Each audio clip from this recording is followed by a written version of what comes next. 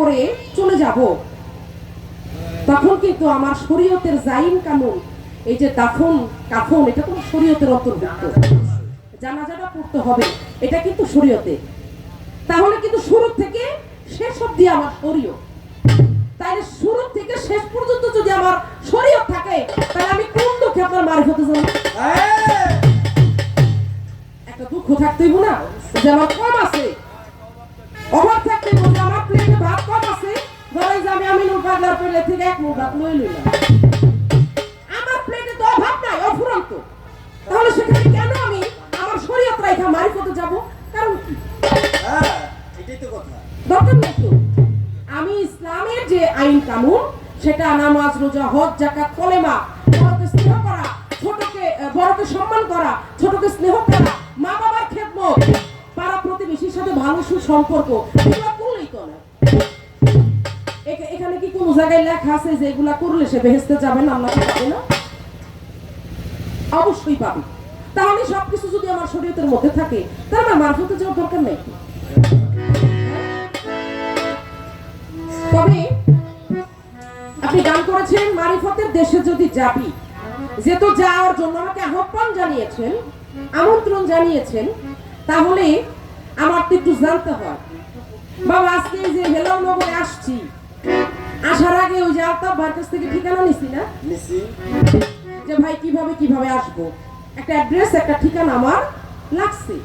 তাহলে এই যে মারিফতের দেশে যাইতে অবশ্যই এটারও একটা ঠিকানা আছে। এই যে ধরেন হেমাদপুর, জয়নগর, সিংহাই, তারপর ওই যে কি কয় মিতুরা, এরকম কয়েকটা স্টেশন পার করতে করতে আজকে হেলালনগরে আসছি, তাই না? তাহলে আমি জানতে চাই আপনার মারিফতের দেশে যাইতে কয়টা স্টেশন পার হইতে হয়? সেই নামগুলো আমাকে বলেন, আর তারপরে চিন্তা করেন আমি যাব কি যাব না, সেটা সামনে আপনি বুঝতে পারবেন। এখন শুধু আপনি আমাকে পরিচয়টা দিয়ে যান।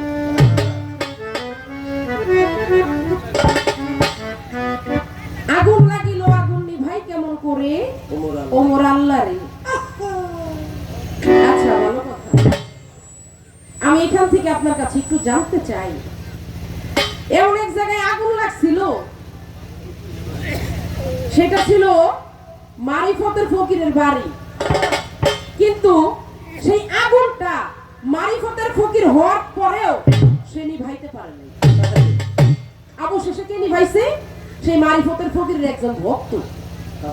আমি জানতে চাই সেই মানে পীর, সেই ফকির কে এবং এই ভক্তটা কে, আর কেনই বা আগুন ধরেছিল, এর কারণটা কি? আবার বলে মারিফত হাসিল না হলে তুমি যতই সূরা ইয়াসিন পড়ো, তোমার কোনো কাজেই লাগবে না। বলে এই যে সূরা ইয়াসিন যে পড়ছে, এটা কি আমার শরীয়ত না? কি বাবা, এই ছোট বাজাও, এখানে কি বলা আছে যে মারিফতের সূরা ইয়াসিন? এটা তো আমার শরীয়তে, তাই না? পবিত্র কোরআন শরীফ গ্রন্থটা, এটা হচ্ছে আমার পুরোটাই শরীয়ত, এটা সংবিধান। তাহলে এই যে ইয়াসিন পাঠ করার কথা বললেন, যে তুমি পাঠ করে দেখো তো হবে কিনা, আমারটা হবে কিনা আমি আপনাকে বলি, শুনেন। সবকিছুর আগে ওই যে পবিত্র যে ব্যাপারটা আছে, আপনার সঠিক হইতে হবে। পবিত্র দেহে আপনি যা বলবেন তাই হবে, অপবিত্র দেহে কোনো ইবাদত নাই। আর এই যে পবিত্র, এটা যে বজায় রাখা, পবিত্র হওয়া, এইটার নিয়ম কায়দাটাই হলো আমার শরীয়তের লক্ষ্য।